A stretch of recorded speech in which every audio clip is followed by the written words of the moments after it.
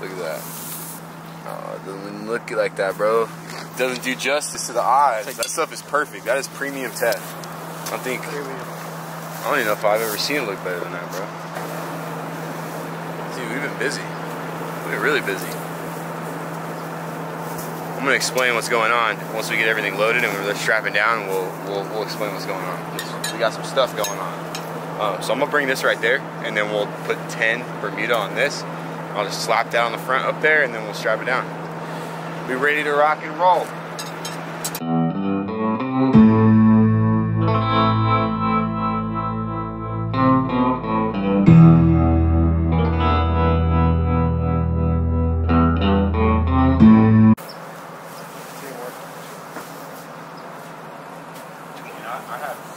Oh, I said teamwork.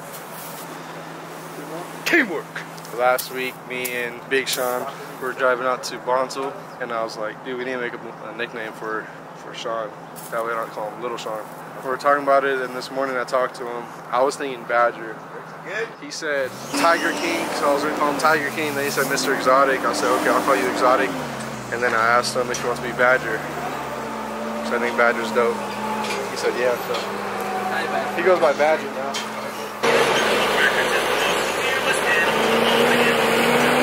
We were for the straight eating out the beehive. The savage. One time I fought these for a whole summer, straight out the hive.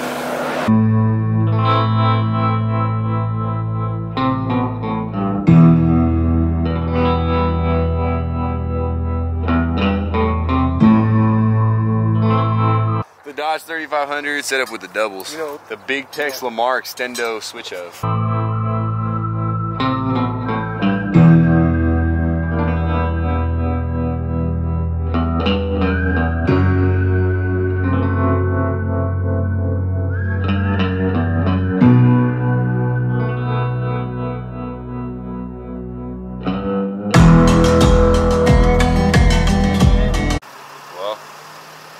Today is moving day.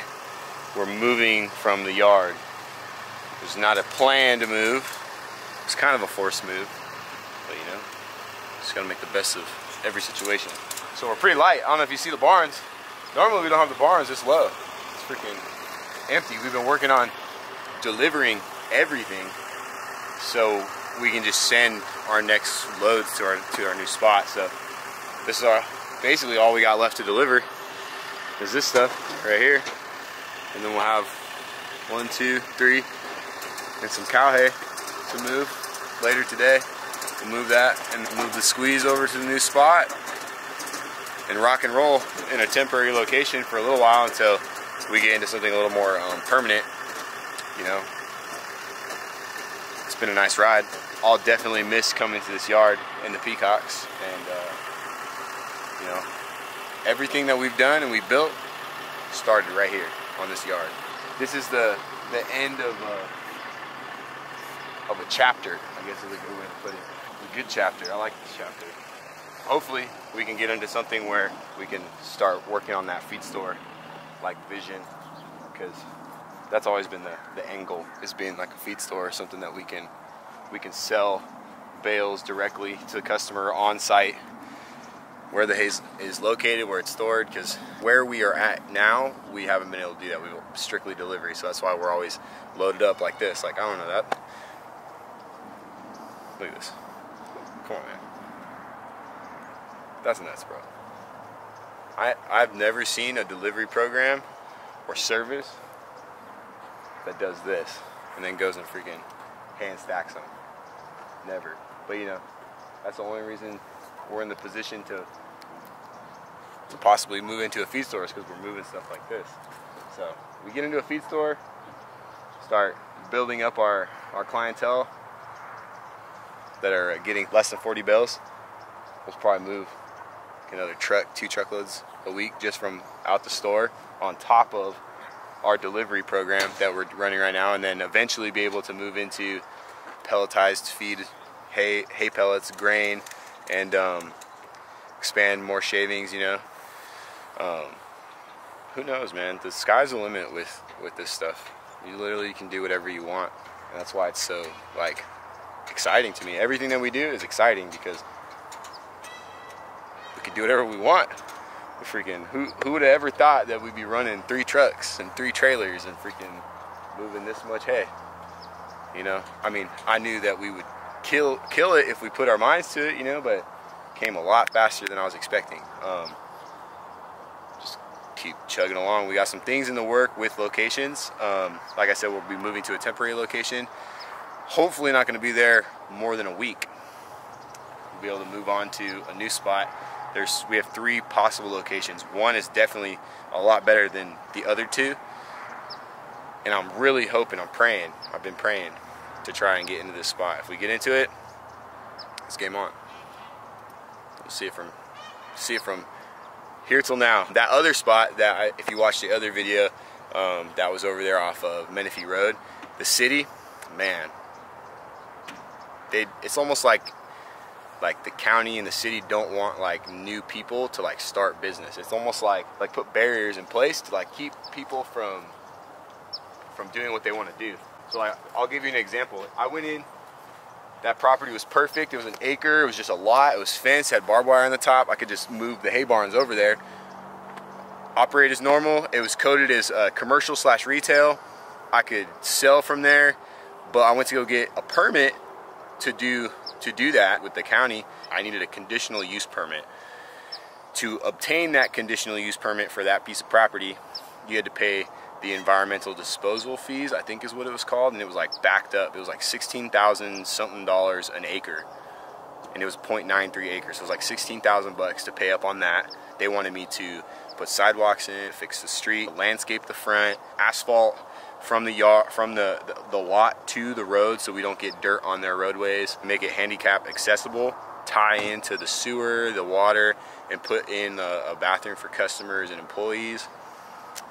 And I was like, yo, I'm just gonna be a tenant. I'm just leasing this piece of land. Like, I'm not gonna put that much money into it. Like, can I work towards doing something like that? Like, the city just had no answers for me. They want someone to come in and just, boom, commercially develop something. And they're calling that piece of property as undeveloped commercial/retail. What that told me is I needed to narrow down my freaking search for a spot to something that already has all those things done. And then I can just move in, get my conditional use permit because everything is up to code, and just pay my lease or my rent. Because, man, if you're in California anyways, I don't know how it is in other states, but in California, it is hard to start a brick and mortar business, like from the ground up. It's hard because they put all these things in place that, like, I'm gonna call them payments. I understand why they put those things in place, but they're all pitted towards the working, like, American, the working person, the person that is going out and trying to make something of themselves, going out and creating jobs. They're putting all of those expenses onto those people's shoulders and making the barrier to entry for like a small person like me, where I don't have a lot of money, but like I'm willing to work, I'm willing to go out there and do all the things I need to do, but they won't give someone like me a chance because they want everything to come in and just be right off the bat, just boom, developed. And like, it's just that's not reality for most people starting like a small business or like a mom and pop's business. Like that, it's against people starting that, and I don't understand why, and I don't know why, but you know, like, just because it's against me doesn't mean I'm gonna stop. You know, it's just, I'm looking at it as a rule of the game. These are the rules I gotta go by, and you know, just figure it out as we go, because I didn't know I was gonna run into all of these like barriers and blockades. Like, it's just one after another, but you know, one after another, we just either fucking go around it or over it. You know, they're not gonna stop us. We're just gonna find something where we can do what we want to do, and hopefully, possibly in the next video, we could be at the location of my dreams that will put us in a situation where we're just gonna start running. So you guys are gonna follow Jesse and Sean on a delivery. They're gonna go on 2 deliveries. They're gonna take this over off of Scott Road, and then they're gonna go out to one of our customers in Lake Riverside Estates, bang that out.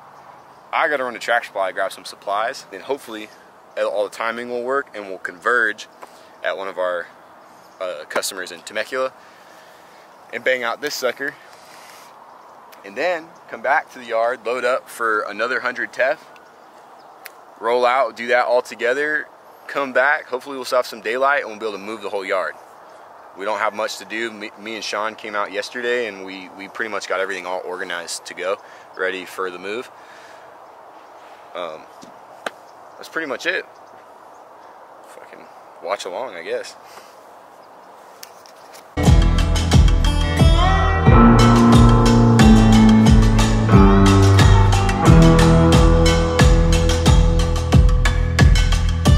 Here we are.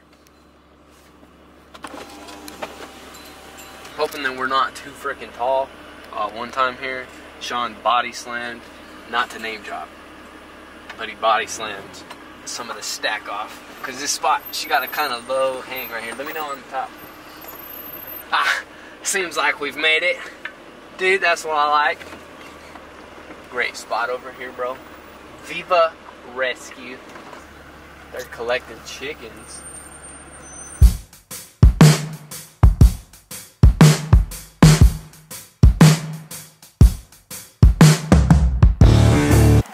Dude, they were chasing a chicken. We chased a chicken one time. You got a goat yelling? Yeah. You said you had to chase a chicken before? Yeah, man. We stopped at one spot, unloaded, and they have like their chickens just out and about on the property. Rolled over to the next spot. Dude, we got there. I hop off the trailer and I'm like, boom, turn it. Chicken hops off the trailer at the same time. And I didn't know if it had hopped off the trailer or not, bro. And Sean's looking at it and he's like, that looks like a confused chicken. So we had to stop doing everything and chase a chicken around. And then take it back. Caught it? Yeah, Sean straight hog-tied it. Straight wrapped its legs up so it would chill out because it kept trying to run. I'll show you how he put it away. Well, because we didn't like take it back to that spot. We like got to the property where we were doing the next delivery at, chased it, caught it, and then he went like this, bro. Put the string around it, and he put it in there like a strap. It's so, dude, it's so funny to me. Yeah, dude, just like that. It was so funny to me.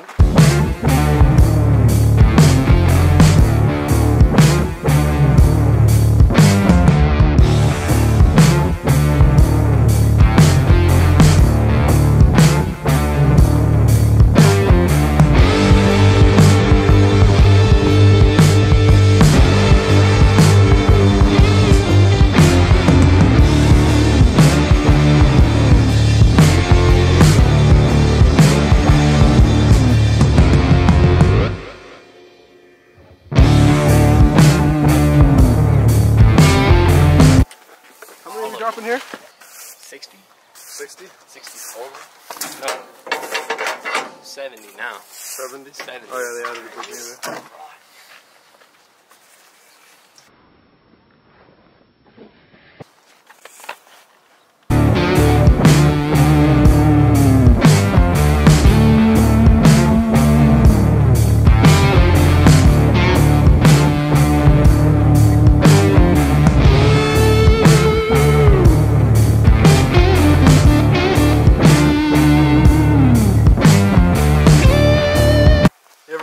Like dirt on your punching bag? Oh, dude, we don't like that.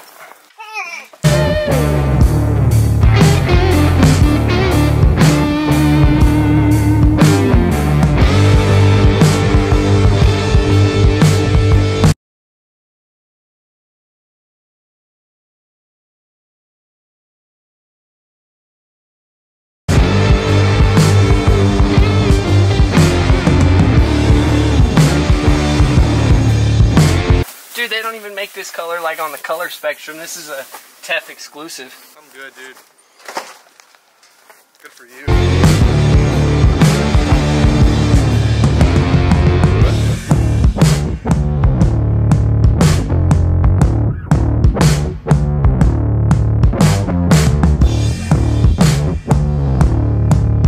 It'll all be like this. Yeah. Then the center ones be long ways? No, everything needs to be like this. Even the center ones? How'll that work? Because you're going to pick this one up and then move these two over. And then you're going to do another two just like that right here. It's like on a crisscross, you know what I'm saying? It's like having this layer. Dude, I'd pull those two up and then the middle one should be good to just pull over. and then set the ones up on the other side to be flipped. I know it makes sense to you. It's all, I swear, I feel like I'm describing it the best way. So these ones, No, and then that do. Just not do that. Be careful, there's a hole there. This one gotta come up too. I'd be confused with these ones. If you guys were just leaving Michelle or Maya, so drop Jesse over here. Go put one dude on 40 and two guys on 150 instead of having two dudes on 40 and one dude on 150. Logic. Yeah, I was like, yo, we're gonna switch this shit up. I said that to Sean. He was like, I was thinking the same thing. Like.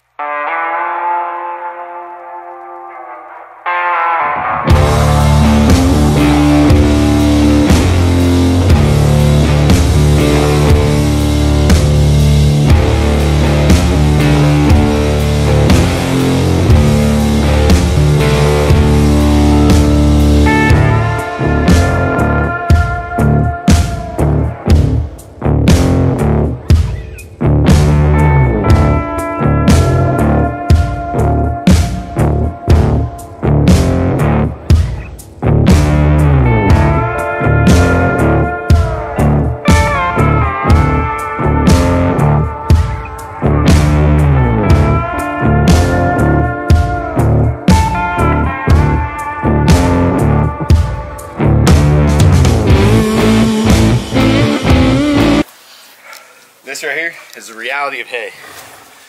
That. All these bales. Which every single one of our customers doesn't know is that I eat that every single bale. Every single one. Not literally eat that, but I eat the cost of it. I don't eat the mold. I'm not gross. But every single truckload that comes in, there's damaged bales. And like when you get high volume of hay and you're using a lot of hay, you're gonna have damaged bales. Like it's just Cold hard truth. It's just the truth of hay. It's a farm product. It grows out of the ground and is stored on the ground. Out there in the hay fields, they'll tarp it. They don't put it on pallets. They don't put nothing on pallets out there. That's something we do out here. So you buy truckloads, you should have some goats or cows or something. I would feed that to my horses because it's like this far in there, you know. But people don't like the cosmetic aspect of that. It's just a little bit of yellowing from sitting on the ground, a little moist spot. So that's reality though. Especially in the wintertime when we start getting this stored and tarped hay and you get rain coming through, the bottoms almost always look like that. So if you're getting any truckloads soon, don't be surprised if you got some damaged bales on the bottom. And whoever sold them to you, whether it be me or someone else, don't get mad at them. That's the reality of hay. Some of them will be damaged. You buy 520 bales on a truckload, 512, 494, however they end up stacking on there. Guarantee at least minimum 10 will either have an excessive amount of trash in them, or some moldy bales, or something. Laura. I don't know who that is.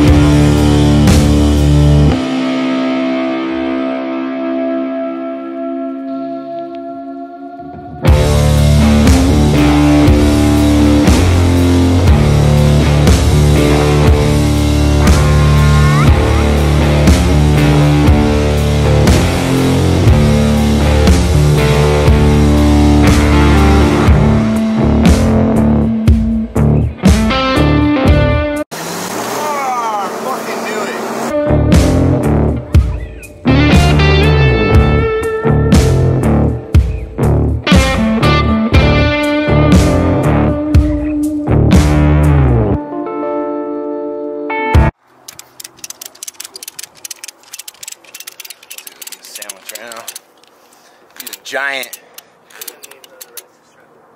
Hit all my macros for the day. Off one sandwich. like 90 grams of protein, 120 grams of carbs, like 90 grams of fat. I think you could smuggle somebody. Hay Bucker strong.